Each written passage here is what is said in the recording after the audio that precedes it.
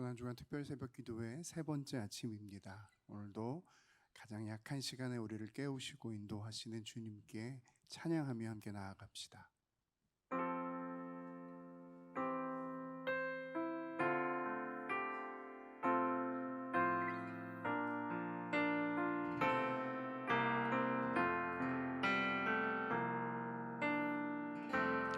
약할 때 강함 되시네 나의 보배가 되신 주 나의 모든 것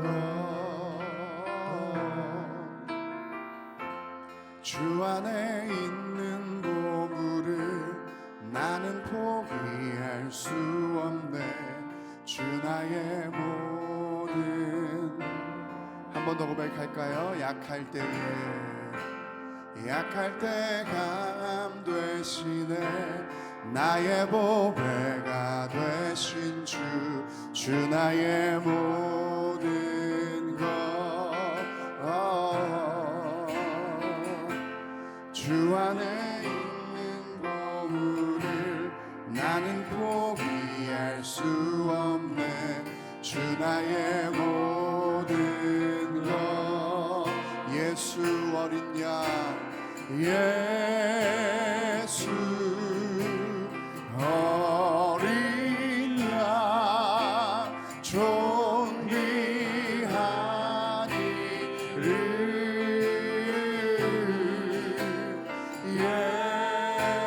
예수 어린 양 존귀한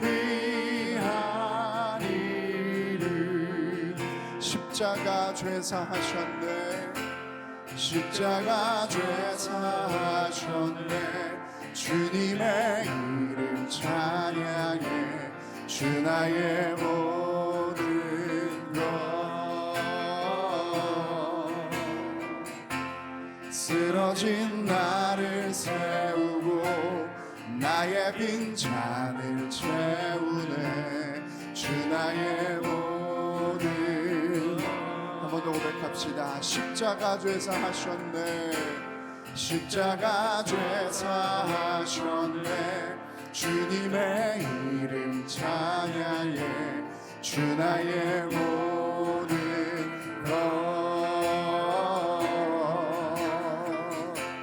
쓰러진 나를 세우고 나의 빈잔을 채우네 주 나의 모든 것 예수님은 어린 양 예수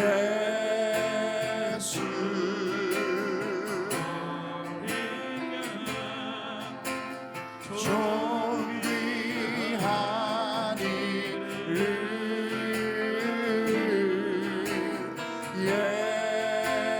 예수 어린 양 존귀하니 예수님은 어린 양 예수 어린 양 존귀하니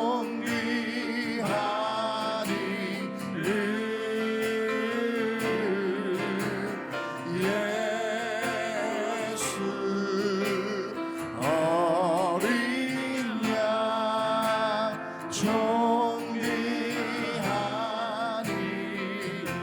주의 사랑은 주의 사랑 항상 내 곁에 머무시네 나 주님을 모른다 하여도 주의 사랑 또 나를 믿어주시네 나 주님을 모른다 하여도 주의 사랑 항상 내 곁에 머무시네 주님만이 피난처 되시네 주의 사랑 또 나를 믿어주시네 주님만이 내 소망 되시네. 고백합니다. 주를 사랑합니다. 온 마음 다하여 주를 사랑합니다. 엎드립니다. 주를 경배합니다. 신실한 그 사랑으로 나를 채워주소서. 우리 처음부터 한 번 더 고백합시다. 주의 사랑 항상 내 곁에 머무시네. 나 주님을 모른다 하여도 주의 사랑 또 나를 믿어주시네. 나 주님을 모른다 하여도 주의 사랑 항상 내 곁에 머무시네. 주님만이 피난처 되시네. 주의 사랑 또 나를 믿어주시네. 주님만이 내 소망 되시네. 고백합니다. 주를 사랑합니다. 온 마음 다하여 주를 사랑합니다. 엎드립니다. 주를 경배합니다. 신실한 그 사랑으로 나를 채워주소서. 고백합니다. 주를 사랑합니다. 온 마음 다하여 주를 사랑합니다. 엎드립니다. 주를 경배합니다. 신실한 그 사랑으로 나를 채워주소서. 좋으신 하나님은 좋으신 하나님,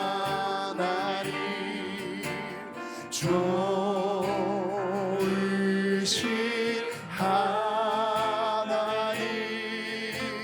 참 좋으신 나의 하나님. 우리의 기도를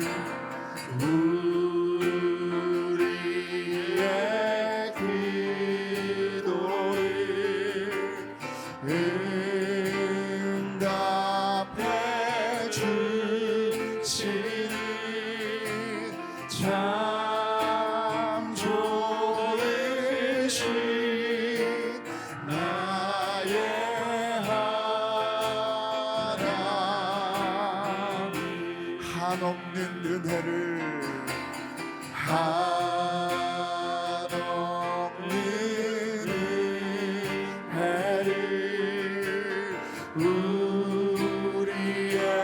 우리에게 주시는 참 좋으신 우리 하나님.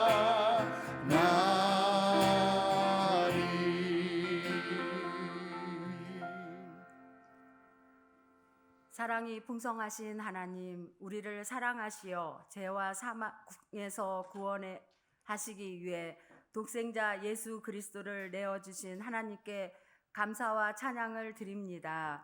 예수님은 십자가 고난의 길을 향하여 예루살렘에 입성하셨고 온갖 멸시와 조롱의 함성을 들으셨고 등은 채찍에 맞아 피를 흘렸으며 도살당할 어린 양처럼 골고다 언덕 십자가에 매달리셨습니다.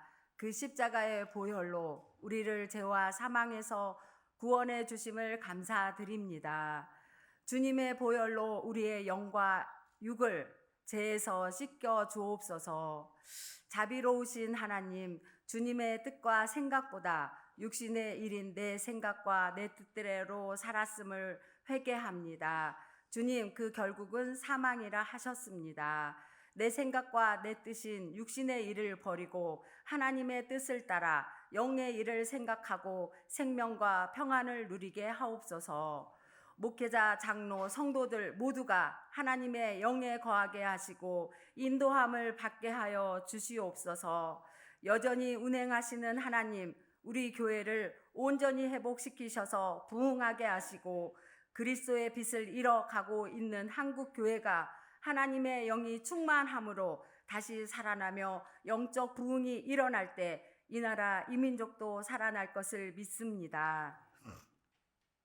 거짓과 속임, 탐욕과 우상 숭배가 상식이 되고 정상처럼 되어가는 이 나라에서 어둠의 영은 물러가게 하시고 하나님의 마음에 합한 자들이 일어나서 이 나라를 이끌어가는 지도자들로 세워지게 하옵소서. 민생을 돌보며 경제를 살릴 수 있는 지도자를 허락해 주시옵소서. 교회를 그리고 이 나라 이 민족을 예수의 영으로 덮어 주옵소서. 모든 죄와 악과 어둠의 세력들은 예수 그리스도의 참 빛으로 모두 떠나가게 하옵소서. 말씀을 전하실 이 목사님에게 강건함과 성령 충만함을 주시고 선포되는 말씀으로 우리의 영과 육이 살아나며 생수의 강이 흘러 넘치게 하옵소서. 마리아 찬양대의 찬양을 기쁘게 받아 주시고 홀로 영광 받아 주시옵소서. 대원들에게 하나님을 찬양할 때 영적으로나 육적으로 매이고 묶였던 것들이 모두 다 풀어지게 하시고 예수님의 넘치는 사랑과 은총으로 채워 주옵소서. 이 모든 말씀을 우리의 죄를 사하시고 구원하시기 위하여 고난의 십자가의 길을 걸어가신 우리 예수 그리스도의 이름으로 기도드립니다. 아멘.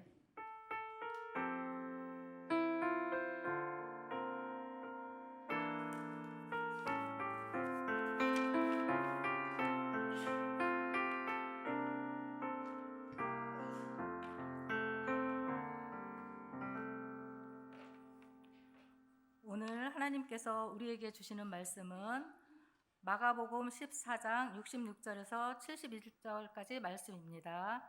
신약 81쪽에 있습니다. 마가복음 14장 66절에서 72절까지 말씀입니다. 신약 81쪽에 있습니다. 함께 교독하시겠습니다. 제가 먼저 66절을 말씀을 읽겠습니다. 베드로는 아랫뜰에 있더니 대제사장이 여종의 하나가 와서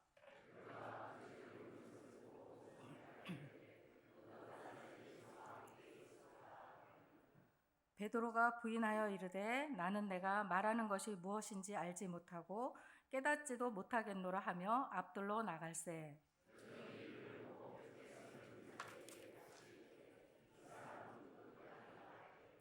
또 부인하더라. 조금 후에 곁에 서 있는 사람들이 다시 베드로에게 말하되 너도 갈릴리 사람이니 참으로 그 도당이니라.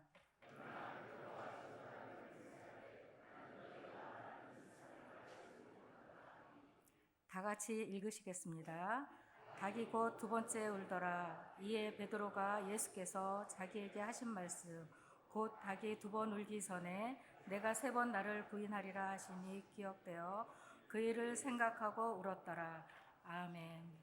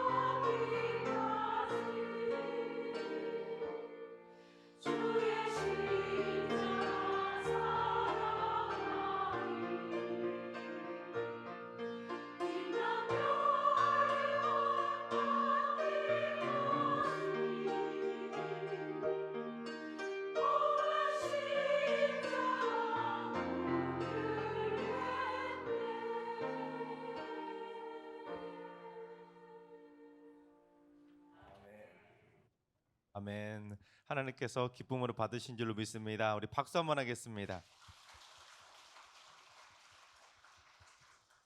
할렐루야. 우리도 찬양대 가사처럼 주님 만나는 그날까지 내게 주신 험한 십자가 붙들고 끝까지 승리하게 되시기를 주님의 이름으로 축원합니다. 옆 사람에게 인사합시다. 승리합시다. 이 자리에 계신 여러분 한 명도 실패하지 마시고 꼭 승리하게 되시기를 주님의 이름으로 축원합니다. 고대 이집트의 문법 학자였던 아피온이라는 사람이 있었는데 로마의 칼리굴라 황제가 다스릴 때 로마를 여행할 기회가 있어서 로마에 여행을 가게 됩니다. 그런데 자신의 고국이었던 이집트를 로마에 홍보하기 위해서 어떤 책을 쓰냐면 이집트의 즉 경이로움이라는 책을 써서 애굽을 이집트를 홍보하게 되는데 사실 그 책의 내용을 보면 이집트의 경이로움보다 더 경이로운 이야기가 기록이 되어 있습니다. 한 로마의 노예 이야기인데 안드로클레스라고 하는 노예입니다. 이 안드로클레스라고 하는 노예가 주인의 학대를 못 이기고 도망치게 됩니다. 하지만 도망친 노예가 어디 갈 곳이 있겠습니까? 그래서 숲과 사막을 헤매다가 지쳐서 어느 날 한 동굴 안으로 숨게 됩니다. 그런데 하필이면 그 동굴이 사자굴인 겁니다. 아니나 다를까 조금 있었더니 사자 한 마리가 동굴 안으로 들어오는데 자세히 보니까 발에 큰 가시가 박혀 있고 피도 나고 고름까지 흐르고 있는 겁니다. 오래됐다는 거죠. 그 모습을 보고 이 노예가 용기를 냅니다. 그리고는 그 사자의 발에 박혀 있던 가시도 뽑아주고 상처도 치료해 주었다고 합니다. 그러자 사자는 이 고마움의 표시로 자기가 사냥해온 고기를 그 노예에게 나눠주기도 할 정도로 둘은 사자굴 안에서 3년을 함께 지내며 가까워지게 됩니다. 하지만 인간 세상에 그리웠던 이 안드로클레스라고 하는 노예가 어느 날 동굴 밖으로 나가게 됩니다. 그러자 곧바로 도망친 노예라는 것이 발각돼서 로마로 압송이 돼서 사자밥이 되는 형벌을 받게 됩니다. 그래서 이 로마의 콜로세움에서 칼리굴라 황제와 수많은 로마의 군중들이 지켜보는 앞에서 이제 곧 그는 사자밥이 될 처지가 된 겁니다. 그래서 막 두려움에 벌벌벌 떨고 있는데 어찌된 게 사자가 자기한테 달려들기는커녕 사자가 자기에게 강아지처럼 막 쫄쫄 오더니 자기 앞에 탁 앉아서 자기 발을 막 핥는 겁니다. 그래서 자세히 봤더니 자기가 도와줬던 바로 그 사자였던 겁니다. 다들 관중들이 사자가 그를 잡아먹을 줄 알고 기다리고 있었는데 안 그러니까 로마 황제도 놀라가지고는 그 노예를 불러다가 자초지종을 물어보게 됩니다. 그리고는 이 노예와 사자 간의 우정에 감동받게 된 황제가 그 노예를 해방시켜주고 그에게 그 사자까지 선물로 주어서 그 노예가 그 사자를 데리고 로마 시대를 돌아다니면서 수많은 사람들에게 막 환영도 받고 그 사자 때문에 돈도 받아서 이 노예가 그 로마 시내에서 참 좋은 일을 겪게 된다는 그런 이야기를 이 아피온이라는 문법학자가 보고는 그 책에다 기록해 놓았습니다. 그처럼 이 동물도 인간을 배신하지 않고 주인을 부인하거나 모른 척하지 않고 은혜를 갚을 줄 압니다. 동물도 그 정도로 주인에게 은혜를 갚을 줄 아는데 정작 만물의 영장이라고 하는 인간은 은혜를 갚지 않고 은혜를 원수로 갚을 때가 참 많이 있습니다. 그렇죠? 그렇게 잘해줬으면 은혜를 갚고 고마워할 줄 알아야 되는데 잘해줬던 건 까마득히 잊어버리고 어느 날 딱 한 번 못해준 것만 기억하고는 그걸 두고두고 섭섭해하면서 마치 모르는 사람처럼 대하는 겁니다. 만약에 실제로 여러분이 누군가에게 정말로 잘해줬는데 어느 날 나를 보는 표정이 갑자기 싸하니 바뀌는 겁니다. 말투도 바뀌는 거예요. 결국 모르는 사람 취급하면서 갑자기 대면대면 하는 겁니다. 그러면 얼마나 기분이 나쁘겠습니까? 그처럼 인간은 은혜도 모르고 잘해준 것도 모르고 그저 자기 기분 나쁜 것만 생각하는 겁니다. 물론 자기한테 잘해준 사람을 똑똑히 기억하고는 제대로 은혜를 갚는 사람도 있지만 솔직히 안 그런 사람들도 많이 있지 않습니까? 동물도 안 그러는데 내가 받은 은혜를 모른 척하면 어떡하겠습니까? 우리 옆 사람하고 인사합시다. 은혜를 갚고 삽시다. 그렇습니다. 우리 모두 내가 받은 은혜를 꼭 기억해서 은혜를 갚으며 살아가시고, 또한 나 또한 은혜를 베풀며 살게 되시기를 주님의 이름으로 축원합니다. 무엇보다 하나님께 받은 은혜만큼은 절대로 잊지 마시고 일평생 하나님께 받은 은혜를 보답하며 살아가시기를 주님의 이름으로 축원합니다. 그런데 바로 베드로가 예수님께 받은 은혜가 얼만데 예수님을 모른다고 부인하면서 안면몰수를 해버린 겁니다. 사실 예수님이 12제자 가운데 3년 동안 제일 잘해준 게 바로 베드로인데 베드로가 은혜를 모르고 은혜를 원수로 갚은 겁니다. 그처럼 베드로가 예수님을 부인해버린 오늘 말씀이 오늘날 우리에게 주는 영적인 교훈을 살펴보겠습니다. 첫째, 위기의 순간이 닥치면 사람들은 진짜 신앙이 바닥을 드러내게 되는 겁니다. 주와 함께 죽겠다고 호언장담했던 베드로인데, 그런 베드로였다면 예수님이 대제사장에게 붙잡혀서 지금 신문 받고 계시는데 곁에서 예수님 그런 분 아니라고 변호라도 해드려야 되는데 베드로는 몰래 대제사장의 종들하고 불이나 쬐고 있었던 겁니다.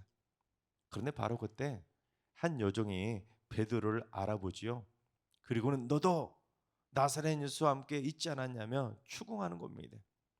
그러자 베드로가 부인하죠. 무슨 말이냐고. 나는 그가 누군지도 모르겠고 네가 하는 말 무슨 말인지도 깨닫지 못하겠다며 오리발을 내미는 겁니다. 그리고는 기회를 봐서 도망치려고 앞들 즉 현관문 쪽으로 살짝 이렇게 몸을 빠져나간 겁니다.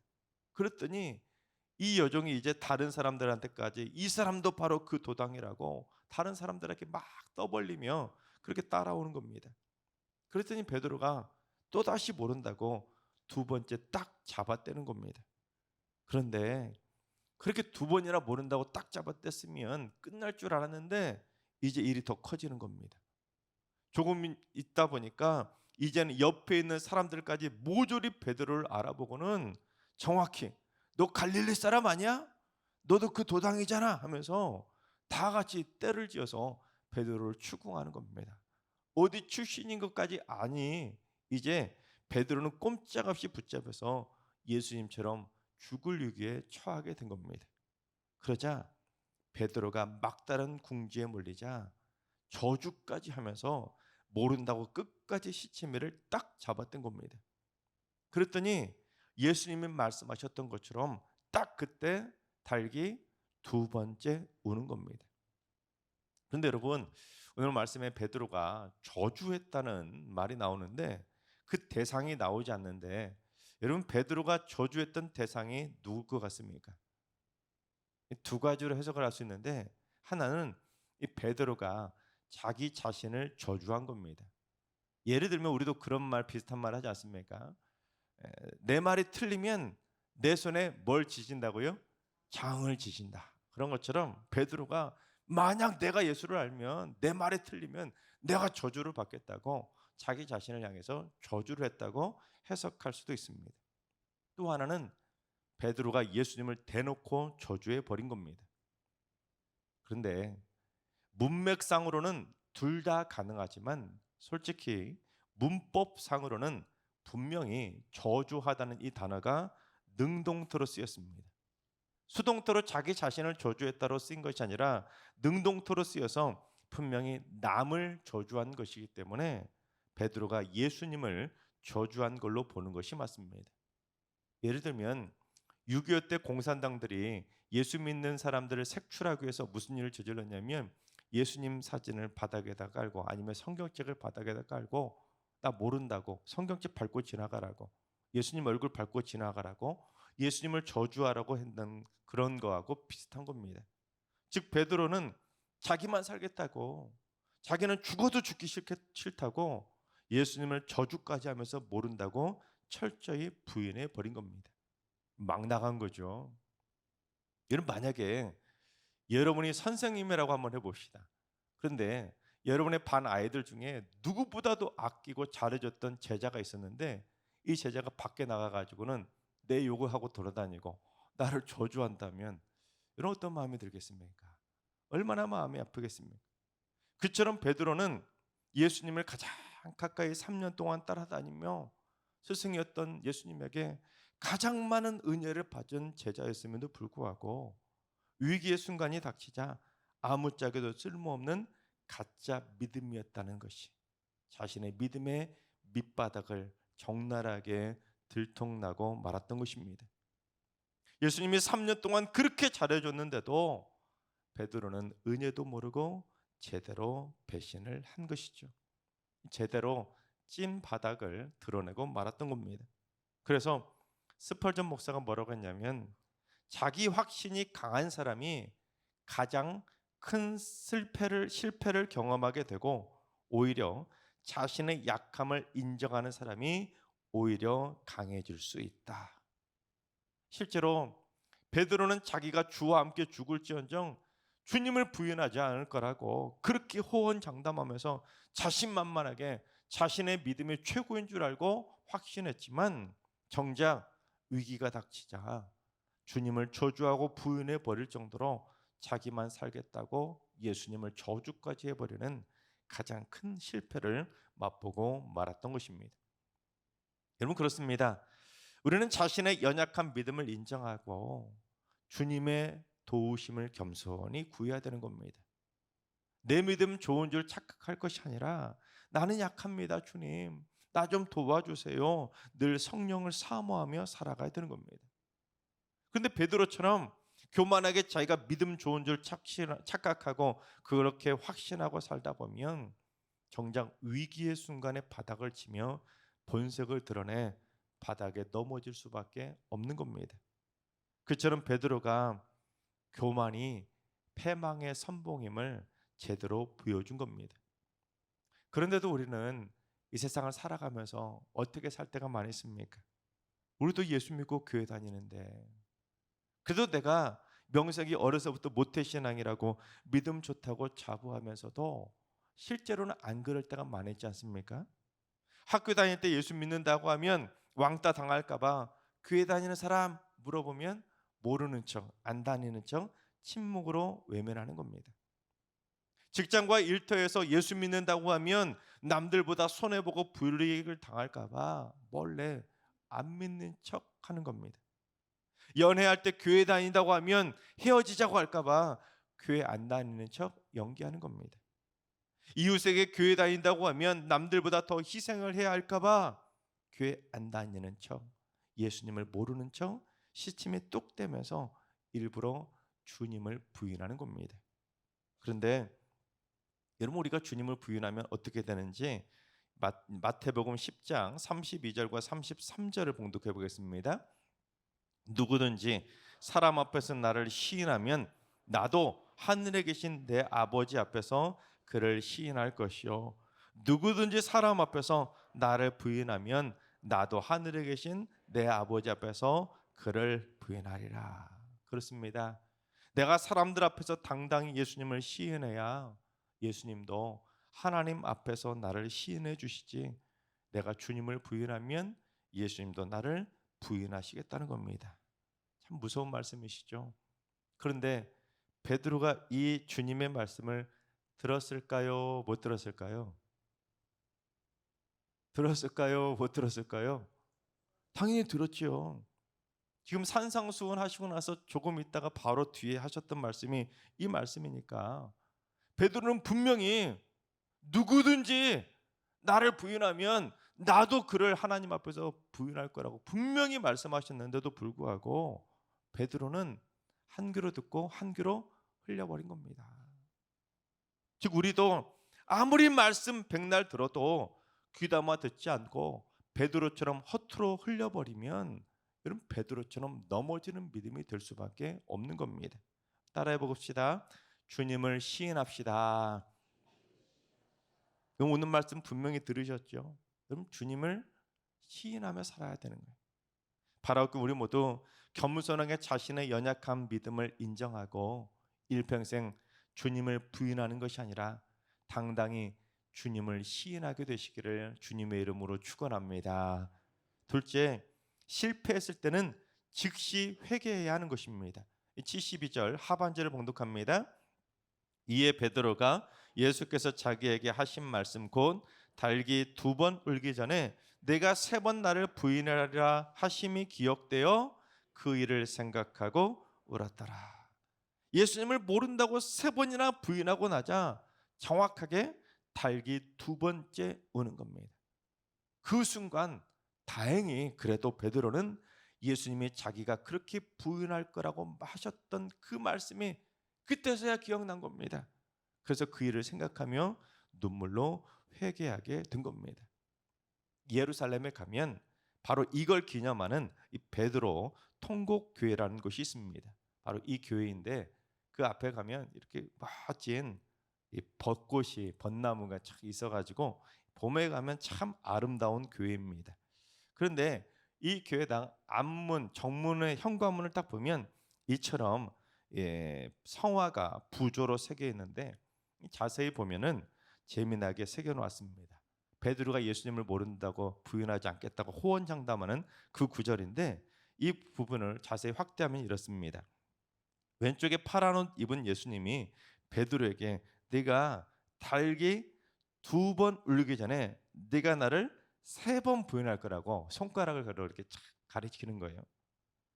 그런데 여러분 베드로가 이렇게 예수님을 모른다고 3번 부인할 거라고 말했을 때 옆에 있던 다른 제자들도 분명히 다 듣지 않았겠습니까? 같이 성만찬을 나누던 그 자리에서 그 말씀하셨으니까 분명히 다른 제자들도 들었을 텐데 베드로가 3번을 부인한다고 하니 다른 제자들도 얼마나 깜짝 놀랐겠습니까? 그래서 이 그림에 보면 그런 모습도 담고 있는데 그림이 아니라 부조인데 다른 제자들 깜짝 놀라면서 손가락을 3개로 베드로가 3번이나 부인한다고? 그리고 이 제자는 더 웃깁니다. 입을 딱 가리고 3번이나 부인한다고? 이런 식으로 참 재미나게 표현해 놓았습니다. 근데 실제로 이 베드로가 예수님을 3번이나 부인한다고 할 때 다른 제자들도 정말 놀랄 수밖에 없었을 겁니다. 그런데 정작 진짜 놀라운 것은 오른쪽에 빨간 옷을 입은 이 베드로이죠. 그래서 베드로도 깜짝 놀라면서 제가요? 하면서 주님, 저한 주와 함께 죽을지언정 절대 주님 부인하지 않을 겁니다. 그 모습을 이 교회당 앞 정문에 부조로 새겨 놓았습니다. 나는 모르쇠 하고 있는 것이죠. 그런데 실제로 베드로가 예수님 말씀대로 그대로 3번이나 부인하지 않았습니까? 그래서 이 교회 앞마당에는 이처럼 그 장면을 담은 동상이 세워져 있습니다. 그 동상 밑에는 나는 그를 모른다라는 라틴어가 새겨져 있습니다. 이처럼 이 모닥불 앞에서 불을 쬐고 있던 베드로에게 이 여종이 손가락을 예수님 쪽을 가리키며 너도 저 도당하고 갔잖아 하고 베드로에게 물어보자 베드로가 두 손을 딱 벌려 난 모르요 하고 모르쇠 하고 있는 모습을 부조로 새겨놓은 겁니다. 그런데 이 동상도 참 재미나게 만들어 놨는데 베드로의 얼굴을 보시면 이렇게 돼 있어요. 눈 커진 거 보세요? 여러분 누군가 우리가 막 뭐라고 할 때 막 정색할 때 눈 커지지 않습니까? 내가? 막 이런 식으로 난 전혀 모른다고 막 정색하며 부인하는 겁니다. 그런데 이 교회가 더 재미난 게 뭐냐면 보통 교회 지붕이나 종탑에는 뭐가 달려 있죠? 거의 100% 십자가가 달려 있잖아요. 그런데 이 교회 지붕에는 뭐가 달려 있냐면 이처럼 십자가 위에 닭 모양이 달려 있습니다. 그래서 이 교회를 라틴어로 갈리칸투 즉 닭 울음 교회라고도 부릅니다. 실제로 이 교회 정문에는 갈리칸트라고 라틴어로 새겨져 있습니다. 게다가 이 닭 모양이 딱 고정되어 있는 게 아니에요. 풍향계처럼 바람 따라서 이리저리 뱅글뱅글 돌아갑니다. 그래서 제가 이 교회 성지순례 답사를 갔을 때 처음에는 이 닭 풍향기가 막 움직이는 걸 보고는 정말 한참 웃었었습니다. 그런데 돌아서서 가만히 생각해 보니까 마음이 찔리고 뜨끔한 거예요. 여러분, 이 닭은 베드로가 예수님을 모른다고 부인했던 연약한 믿음을 상징합니다. 그런데 바로 우리의 믿음도 고난의 바람을 따라, 위기의 바람을 따라 이리저리 돌아다니면서 마치 목자 잃은 양처럼 갈 곳 몰라 갈팡질팡 방황하는 겁니다. 일평생 우리의 믿음의 방향이 예수님을 향해 딱 고정돼서 어떠한 고난의 바람이 불어와도 흔들리지 않고 부르심의 표대를 향해서만 쭉 전진해 나가야 되는데, 작은 바람만 불어도 요리 흔들리고 저리 흔들리고 우리 인생의 방향이 바뀌어버리는 겁니다. 그 상황이 생각나니까 저는 사실 그 교회 갔다가 나올 때 마음이 참 무거웠습니다. 여러분, 그처럼 연약한 우리들도 베드로처럼 위기의 순간이 닥치고 고난이 닥치면 믿음 좋은 줄 알았던 우리의 믿음이 밑바닥을 보이면서 이리저리 방황하며 넘어질 수밖에 없는 겁니다. 그러나 넘어질 수는 있어요. 그러나 넘어졌을 때는 베드로처럼 곧바로 주님의 말씀을 깨닫고 즉시 눈물로 회개해야 하는 것입니다. 믿음 없이 넘어지는 것보다 더 나쁜 건 뭐냐면 넘어져 놓고도 회개하지 않는 겁니다. 가룟 유다가 그랬잖아요. 그렇습니다. 우리도 예수님을 믿다 보면 때론 넘어지면 실수할 수도 있고 실패할 수도 있고 이리저리 방황할 수도 있습니다. 그러나 우리가 그런 실수나 실패, 방황이나 믿음 없는 행동을 했다고 해서 그게 끝이 아닙니다. 우리에게는 회개를 통해 다시 시작할 수 있는 용서의 기회가 남아있는 겁니다. 하나님께서 사랑하시는 여러분, 교만하게 자신의 믿음이 강한 줄 착각하지 말고 나의 믿음이 연약함을 솔직히 인정하고 겸손하게 주님의 도우심을 구하시기 바랍니다. 그래서 스스로 강해지려 하지 마시고 약할 때 강함 되시는 주님의 능력을 체험하시기 바랍니다. 그리고 고난의 바람을 따라 이리저리 갈 곳 몰라 갈팡질팡 흔들리다가 넘어졌을 때는 베드로처럼 곧바로 주님의 말씀을 생각하며 눈물로 회개해서 우리 모두 용서받을 기회마저 놓치지 마시기 바랍니다. 그래서 우리 모두 일평생 주님의 말씀을 귀담아 듣고 마음판에 새겨서 주님을 부인하는 것이 아니라 주님을 당당히 시인하는 믿음으로 성장하게 되시기를 주님의 이름으로 축원합니다. 우리 찬양하며 기도의 자리로 나아가겠습니다.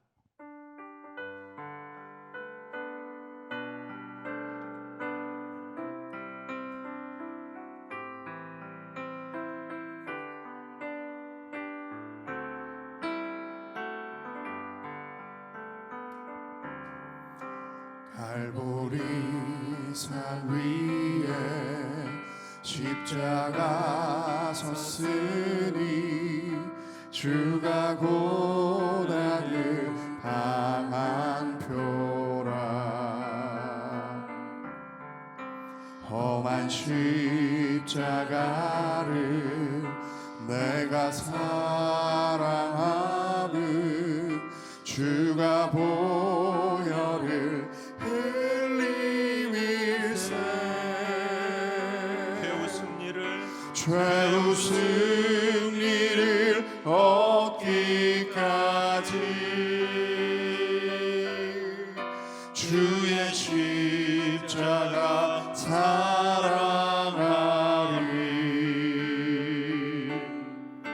빛난 면류가 받기까지 험한 십자가 붙들겠네. 험한 십자가에 주가 흘린 피를 믿는 마음으로 바라보니 나를 용서하고 내 죄 사하시려 주가 흘리신 보혈일세. 아멘. 죄 웃은 이를 얻기 주의 십자가 사랑하리.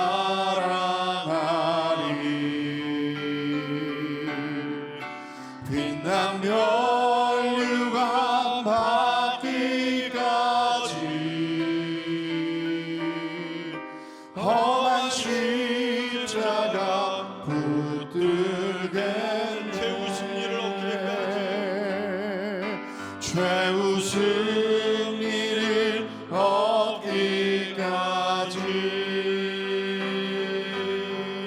주의 십자가 사랑하리. 빛나며 유감 받기까지 험한 십자가 우리 두 손 들고 찬양하며 나아가겠습니다.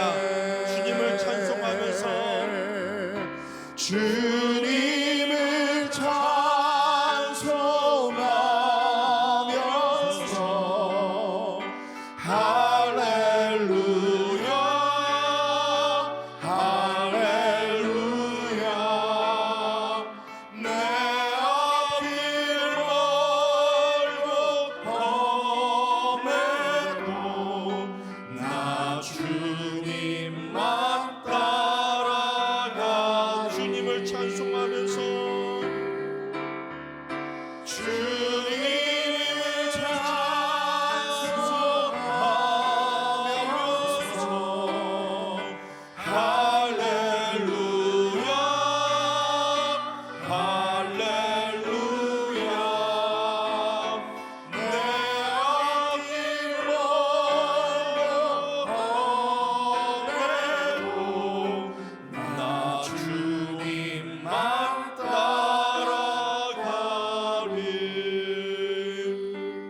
아멘. 이 시간 우리 주신 말씀 붙들고 기도하며 나아가겠습니다. 주님, 베드로처럼 주님을 부인하지 않을 거라 섣부르게 확신하는 것이 아니라 겸손하게 자신의 연약한 믿음을 붙들어 달라고 주의 도우심을 구함으로 말미암아 약할 때 강함 되시는 주님의 능력을 체험케 하여 주옵소서.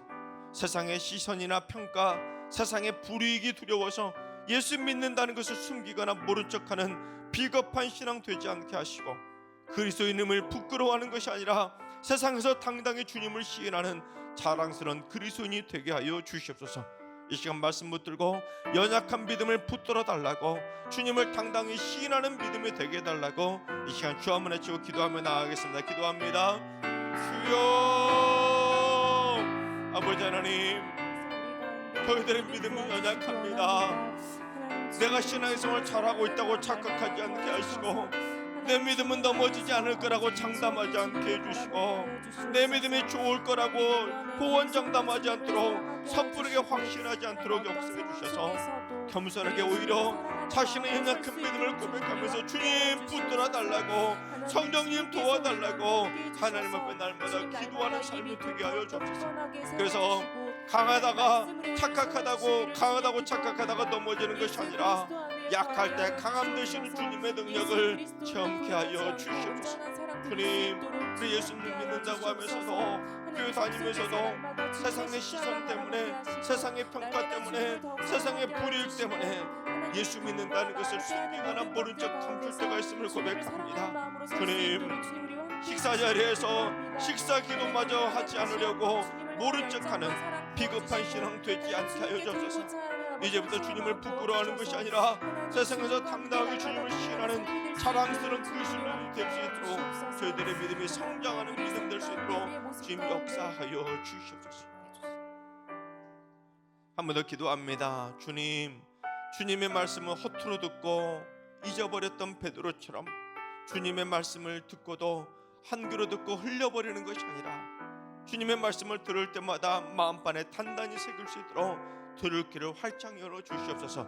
그래서 위기의 순간 성령의 음성으로 말씀이 생각나도록 닭 울음소리를 듣게 해주셔서 즉시 회개하고 돌이키는 믿음을 허락하여 주옵소서. 또한 받은 은혜에 감사하고 은혜를 베풀며 살게 하여 주옵소서. 특별히 사랑하는 여전도의 회원들이 세상의 어려움과 풍파에 이리저리 요동치며 흔들리는 믿음이 되지 않도록 말씀의 기도로 단단히 무장해서 가정을 지키는 드보라와 같은 믿음의 여장부들이 되게 하여 주시옵소서. 이 시간 들을 길을 활짝 열고 말씀을 마음판에 새기고 넘어졌을 때 즉시 회개하고 은혜를 갚는 삶이 되게 해달라고, 그리고 여전대 회원들을 위해서 주여 한번 외치고 한 번 더 기도합니다.